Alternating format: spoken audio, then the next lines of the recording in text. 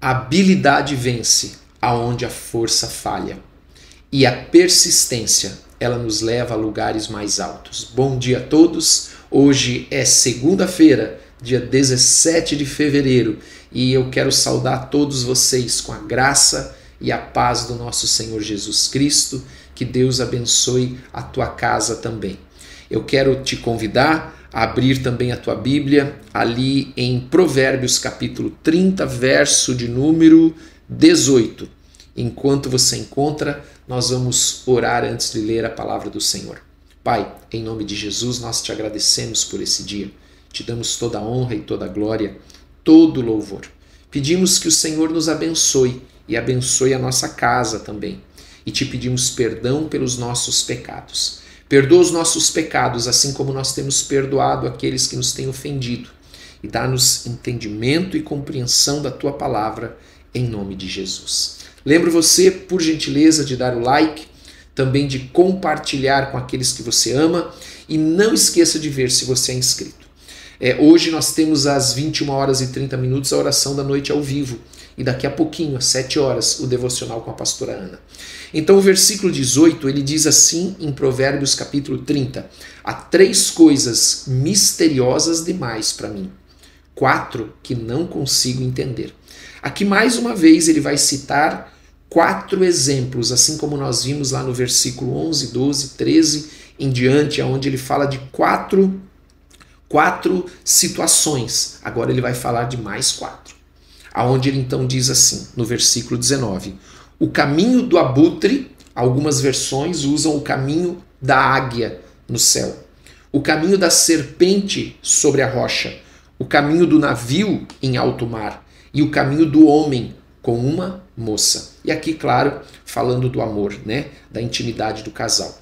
No versículo então de número 19, ele fala então sobre 4 coisas difíceis. A águia, que ela voa muito alto.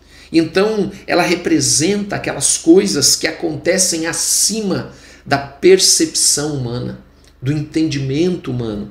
Depois, ele continua falando ainda sobre o caminho da serpente, porque a serpente é aquela que provoca admiração, mas também respeito. Então, ela representa aquelas coisas que ocorrem de forma furtiva, silenciosa, né? Que foge aos nossos olhos. E ele continua dizendo ainda mais o caminho do navio em alto mar. Lembrando que os hebreus não eram um povo navegador, diferente dos fenícios, por exemplo. Então eles viam os navios, né, atravessando ali e aquilo os deixava espantados. Então o navio que ele usa aqui, porque o navio é aquele que corta as águas e não deixa rastro. Então ele fala e representa aquelas coisas que acontecem num momento e desaparecem. Talvez fale das oportunidades que às vezes aparecem e são perdidas. E ele fala no final sobre o caminho do homem com uma moça. Aqui, claro, falando do contexto do amor, da intimidade, representando os laços emocionais, espirituais que surgem no amor. E aí ele diz aqui que são coisas difíceis de compreender, com toda a sua profundidade. E ele diz mais, no versículo de número 20, este é o caminho da adúltera. Ela come, limpa a boca e diz, não fiz nada de errado. Aqui fala sobre alguém que pratica o pecado, por isso que ele usa esse termo caminho, porque o caminho fala de alguém que anda naquele caminho, de alguém que pratica isto. Ele usa como exemplo, é muito comum no livro de Provérbios, a adúltera, a prostituta, por exemplo.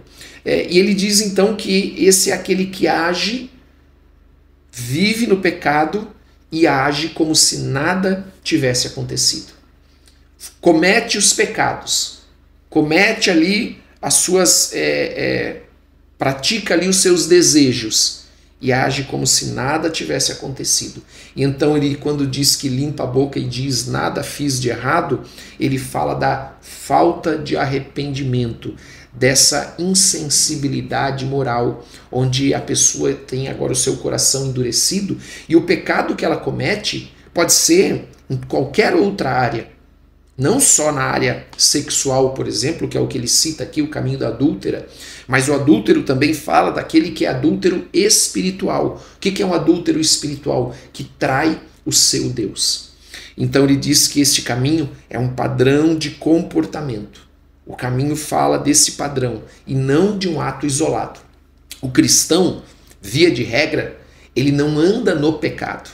Ele não vive na prática do pecado. O pecado é para o cristão um tropeço, aonde ele deve se arrepender, se levantar e continuar o seu caminho.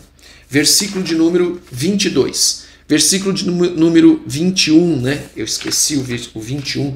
O 21 fala assim: 3 coisas fazem tremer a terra e 4 ela não pode suportar. Quando ele fala dessas coisas que tremem a terra, que a terra não pode suportar, ela está falando sobre os povos, sobre os homens. E ele então começa a citar também mais 4 exemplos, onde ele diz: o escravo que se torna rei e o insensato farto de comida. Aqui ele fala de situações que vão causar perturbação. E ele então usa, por exemplo, o escravo ou o servo que se torna rei. Ele não está condenando e dizendo que é proibido um servo se tornar rei, mas ele está falando sobre aquele que não está preparado para governar. Ele tem o sentido do preparo, de estar apto para aquilo. Então a ideia aqui é de alguém que não tem preparo, e por causa do seu preparo, ele vai, da falta de preparo, melhor dizendo, ele vai causar desordem, insegurança, instabilidade naquele país. E ele cita também o insensato, farto de comida. O insensato aqui é aquele que não tem sabedoria, é alguém sem sabedoria, que tem acesso à abundância, mas ele desperdiça, ele usa mal aquilo que ele possui, porque ele é insensato. Então, nesse versículo de número 22, aqui em Provérbios 30, nós vemos que o foco aqui é o poder e a fartura, que elas devem ser acompanhadas de responsabilidade.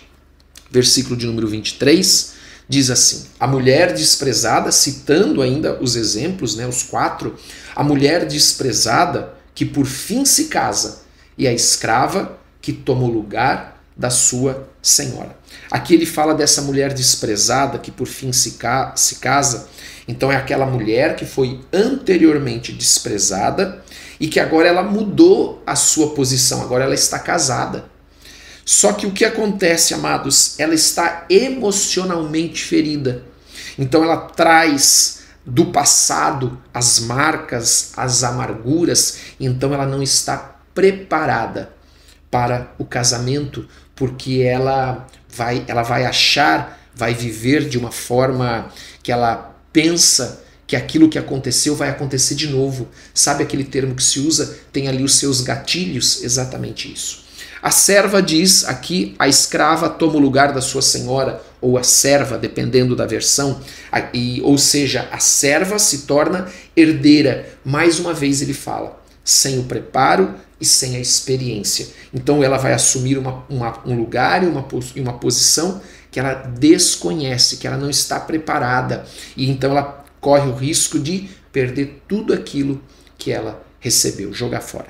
E versículo 24, nós vamos até o final agora, diz: 4 seres da terra são pequenos e, no entanto, muito sábios. Vamos ver quais são esses 4 seres. As formigas, claro, as formigas, criaturas do quê? De pouca força, contudo armazenam sua comida no verão para enfrentar o inverno.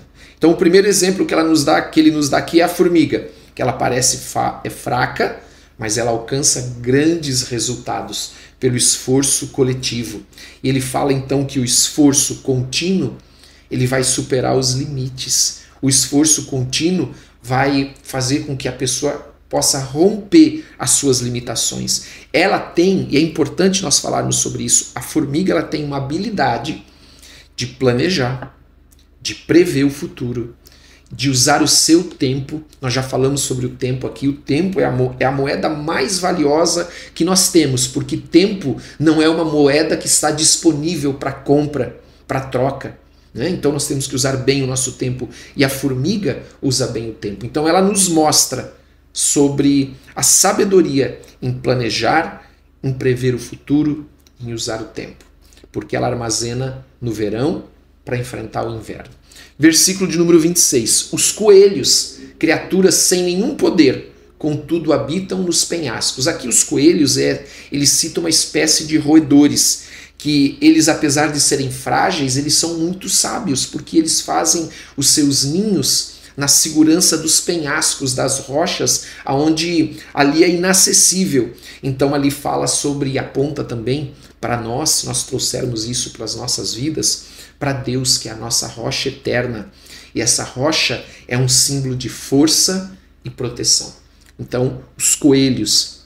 Depois ele fala sobre os gafanhotos, que não têm rei, contudo avançam juntos e em fileiras. Então, amados, os gafanhotos, apesar de eles não terem rei, eles agem em perfeita harmonia e ordem. E eles vão conquistando ou destruindo tudo por onde eles passam, né? Atendendo às suas necessidades, claro.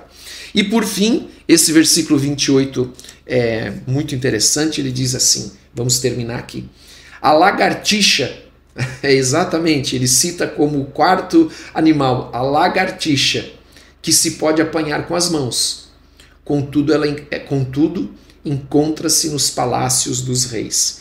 Então, amados, a lagartixa, ela tem aqui, representa isso, e ensina que com esforço e sabedoria, a lagartixa que existe nas nossas casas, nas nossas humildes casas, estão também nos palácios. Algumas versões falam as aranhas que estão nas nossas casas, mas estão também nos palácios. Então ela nos ensina que o esforço e a sabedoria pode nos fazer alcançar lugares que parecem fora do nosso alcance. Mas a lagartixa, um animal simples, fraco, ele habita nos palácios também. Amém? Vamos orar? Pai, em nome de Jesus, nós queremos te agradecer nesta manhã de segunda-feira. Te damos toda a glória, todo o louvor e toda a honra. Nós te pedimos, Pai, abençoa essa semana que está começando, este dia. Abençoa cada família aqui representada, abençoa os planos, os projetos para esse dia. Nós apresentamos ao Senhor em nome de Jesus. Nós te pedimos, Senhor, ajuda-nos, ajuda a nossa casa nesse dia, os filhos, os casais, a esposa, o marido, as viúvas, viúvos, solteiras, solteiros, em nome de Jesus. Nós te pedimos, Pai, a tua bênção, a tua ajuda, a tua proteção, da ordem aos teus anjos a nosso respeito. Em nome de Jesus, amém e amém. Glória a Deus. Não esqueça de colocar nos comentários o teu pedido de oração. Nós oramos por todos, todos os dias. Um bom dia a todos. Deus te abençoe.